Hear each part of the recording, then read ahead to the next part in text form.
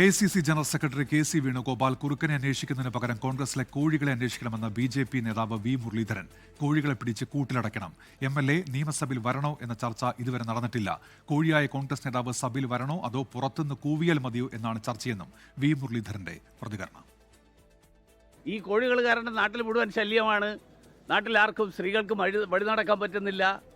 അപ്പം കോഴികളെ പിടിച്ച് കൂട്ടിലടക്ക്.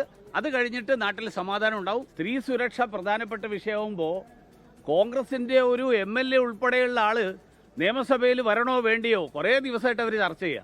ഇത് കോഴിയായിട്ടുള്ള ഒരു കോൺഗ്രസ് നേതാവ് നിയമസഭയിൽ വന്ന് കൂവണോ അതോ പുറത്ത് നിന്ന് കൂവിയാൽ മതിയോ?